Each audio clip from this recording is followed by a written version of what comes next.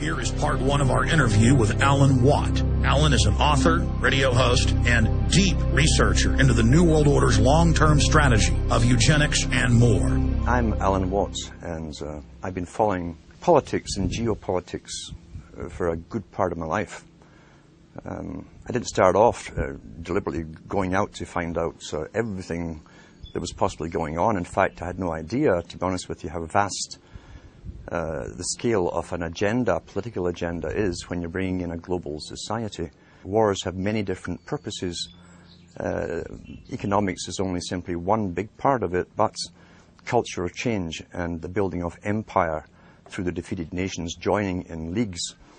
Every country was basically signing the same laws, and had been my whole life, at the same time, that affected their societies. Laws were introduced and bills were introduced unbeknownst to the people in those countries that it was being introduced in their neighboring countries or even across the water somewhere at the same time. I realized there was already a governmental control, obviously, that coordinated all of this, and it led me into the United Nations. For every single department of government you have on a federal, local, county, state, provincial level, the United Nations had an equivalent department to deal with everything. It was already set up, in fact, to be global government. H.G. Wells said at the League of Nations, which was the embryo for the United Nations, he said, this is the nucleus of the world governments, when eventually all laws will come from there, be passed and signed into law by treaty of all the member countries. Eventually, we won't even have to go through the farce, and that's what it is, of voting in parties or candidates, because in the latter part of the 20th century and now into the 21st century, we're being trained, rather obviously, to simply accept rule by experts, rule by scientists, rule by professionals, and that's what they mean when they call governance. That's the term used. How do you get a domesticated herd to move from a field, a system in which it's been grazing for 20, 50 years, this kind of system, to this field over here, this new field? Because we have reluctance to change. We like familiarity. We like routine, you see. You do it by various techniques, one of which is revolution. Most revolutions are bloodless. You have cultural revolutions, sexual revolutions. Along with that comes the music revolutions, etc. These literally are designed to alter and direct culture, knowing what kind of culture they'll have at the very end of it too. They know exactly what kind of culture they want to come out of it. You also can do it through crisis creation. Crisis after crisis has been hit on the people of the world since 9/11 happened. And we must understand that the techniques that are used abroad are also used at home in warfare. And we heard the term shock and awe. Shock and awe on the hard force level, as they call it, is bombs, all kinds of acoustic equipment to nullify enemies, scare the hell out of them through voice to skull and so on, which was used in Gulf War I, and it's all over the British media. But you can also use shock and awe on your domestic people again. You do it by crisis after crisis until the public are so terrified. See, the average person has a sort of confidence that they build up where they think, I can manage most things that come my way. Whatever little crisis in my life, what happens to other people, I can deal with. When all those around you are getting scared at the same time as you because they're losing their jobs, they've been threatened with pandemics, terrorists everywhere, terrifying people to even get on subways, and so on. And all those around you, as I say, are also in the same boat. You tend to be more easily directed by the powers that be that come out and speak with authority and confidence over you. That's why they give you a guy like Obama, who's trained in oratory. He was trained in oratory, not in truth, but in oratory, the technique of persuasion. Shock and awe, as I say, is a technique of making a person and a whole population punch drunk And each one of those fears, you understand, the average person can handle one major crisis in their personal life, maybe two at the same time. It's understood in psychology and many, many studies that if you have maybe 3 to 4 crises hitting you personally in your life at the same time, you will literally go into an incredible depression, a reactive depression. You can't cope. That's understood. Apply that technique on a whole population. The thing is, there's not one of these crises that we're being told about that you personally can do anything about. What can you do about terrorism if it really exists all over the place? It's out of your hands. You're helpless. What can you do about a coming pandemic? It's out of your hands. You're helpless. What can you do about a nuke getting set off in New York Harbor or wherever? You can't. You're helpless. The message you're getting is that you're utterly helpless to defend, help, or save yourself. That is complete shock and awe tactic that's been used not only in the US and Canada, but across the world. Same strategy, because we're already global with a global society running us all. Massive psychology and warfare techniques in psychology has been used across the planet to make us succumb to fear and crises, as I say, and none of which we can actually do anything about on an individual level. Therefore, the leaders are presented to us on screen with uniforms or business suits and ties as politicians who speak with confidence, all scripted, of course, and they seem to have everything under control. You're now basically a fearful slave looking up to the powerful master to defend and protect you. That's the simple technique of it. I've been speaking about the Rockefeller Foundation.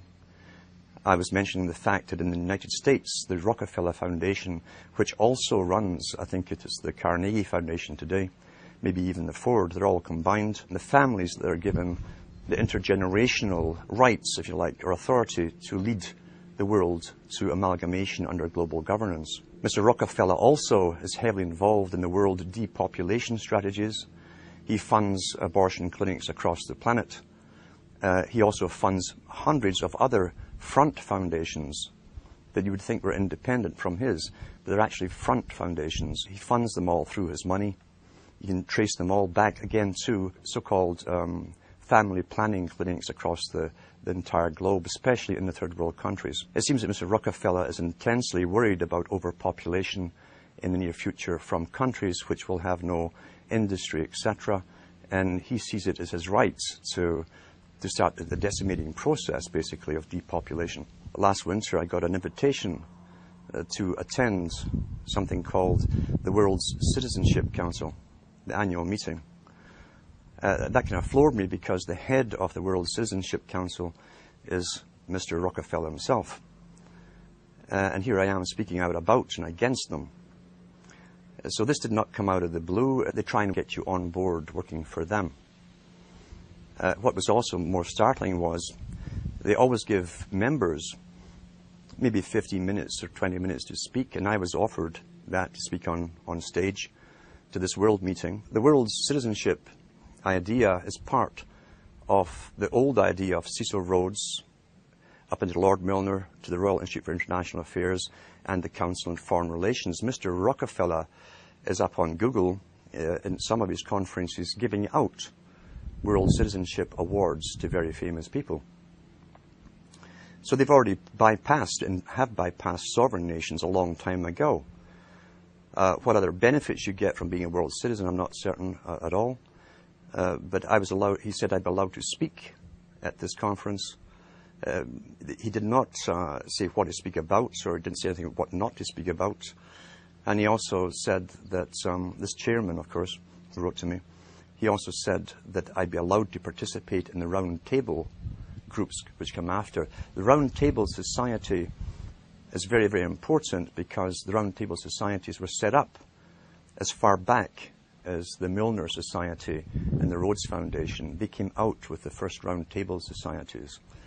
What they do is take the topics that are discussed at the main meetings, then they split off different tables to specialize in certain aspects of the speeches they've heard and find ways how to implement them into reality through media, promotion, various methods of propaganda, and so on.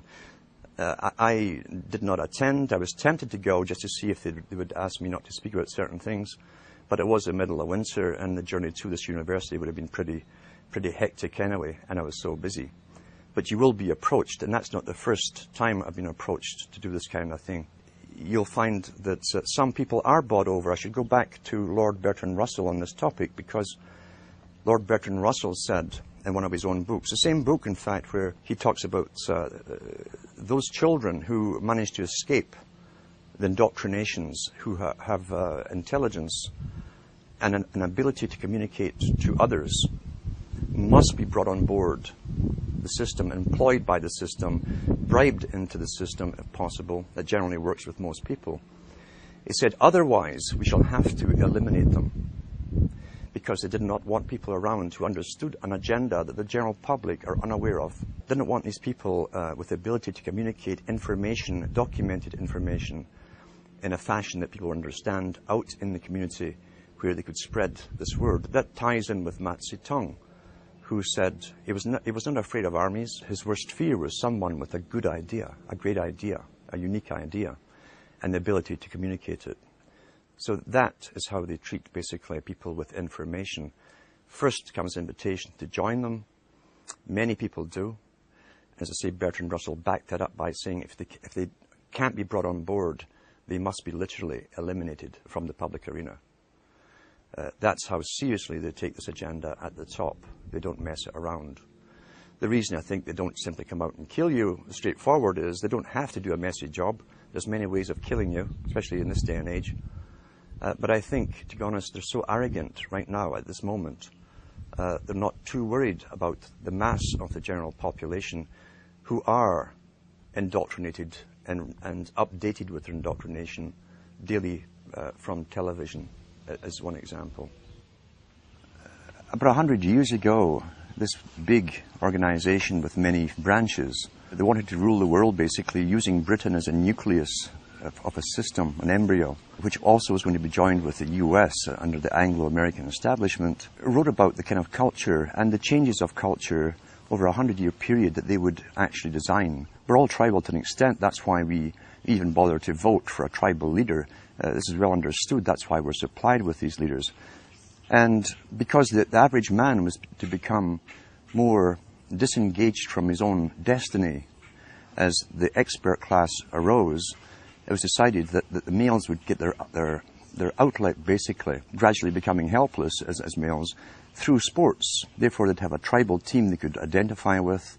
They could cheer them on as though they were winning. In their own personal lives, they were getting nowhere. They were getting disenfranchised, in a sense, as experts took over decision-making for them in all kinds of fields. So this was psychology at use, planned before they even implemented the sports. When radio came along, of course, they used that to the maximum. Sports for the men, the radio soaps, basically, for the women. And then in came television, as I say, with its alpha state, its hypnotic state. It took off. It really, really took off. And men became glued to the sports shows. The big think tanks, and we've had think tanks to do with always planning the future and how they would create societies and even different cultures within 100 years, say, from this type of society to that society to the next society, how they'd implement it, again, always through the youth culture, which is easy to do if you have universal education. You can always mandate the same system, same culture to be taught to the youth. However, as I say, since the 1960s, once television really, really took off, sports used to only come out on Saturdays. And over a 10-year period, it gradually came on every night of the week. Until today, we have even sports channels, sports. And now you see guys who are sitting home, who are basically powerless at work. They have bosses. They're powerless on the roads. There's police and traffic wardens and cops watching them. They have no means to feel strong. And so they tend to watch sports as a substitute. They project themselves into a game which they never participate in.